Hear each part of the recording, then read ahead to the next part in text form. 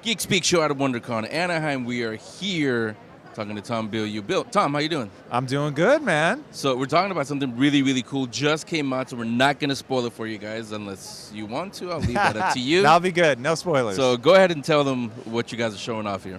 All right, so it's Neon Future. It's set 30 years in the future in an America where advanced technology has been made illegal. And our story kicks off when the world's most famous anti-tech crusader dies and is resurrected using the very technology he was trying to destroy. And all sort of mayhem breaks loose after that because his resurrection basically sparks a civil war between those with technology integrated into their bodies and those without. Now, I know a lot of people, sometimes, especially in frustration when it doesn't work, I don't want technology. Did something like that happen, or where did the idea for the story come from? So this came from, I have an interview show called Impact Theory. Steve Aoki was a guest on the show, and in real life, he plans to be cryogenically frozen when he dies. And I just thought that was so cool. And I thought, what if somebody with his level of compassion could actually bring people back from the dead with technology? And so that was the spark of the idea. Then he and I got together, brainstormed, started creating the characters, the world of the story, brought on Eisner Award-winning writer Jim Kruger to help us flesh it out, and here we are.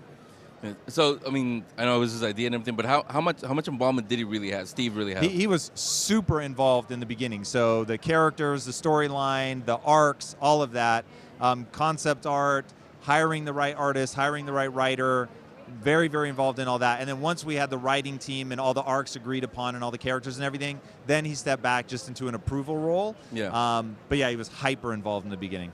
It's a full series, or is it a limited series? It's a limited 6-issue, so we're guaranteed to do 6. And then if it sells well, we'll do 6 more. If those sell well, we'll do 6 more. So we've already mapped out 18 issues, but it'll come down to sales.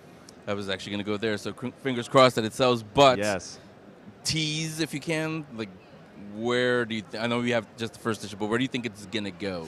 Well, this is all about a character who's on a path of transformation and trying to figure out who he is now that he has this technology implanted, and it gives him powers, but he has to learn to use those powers.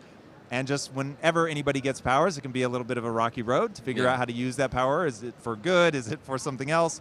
And we based the character of Kita Sovi, who looks like Steve Aoki, was actually based on Nelson Mandela. And so whenever there's an oppressed class of people, which this story deals with, there's 3 ways to deal with oppression. 1, you can remain oppressed. 2, you can rise up and become the oppressor. Or 3, you can try to find a middle way of harmony. And so that's what we wanted to explore. And so Clay is going to find himself, who's our main character, going on the entire span of that journey.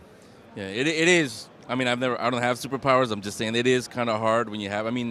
Great man once told us, with great power, you all know the rest. There it is. So let us know where it's in stores, right? It is, yes. Yeah, distributed through Diamond. Where else can I get it? Find it in stores, on Comixology. We're on the homepage right now of Comixology. They've really gotten behind the book, which has been extraordinary. And you can buy it direct from our website, which is comics.impacttheory.com. And social media, I'm assuming you have that as well? Yeah, at IT Comics on Instagram. You can follow us there for sure. Yeah, there you go. Tom, thanks a lot. Thanks for having me.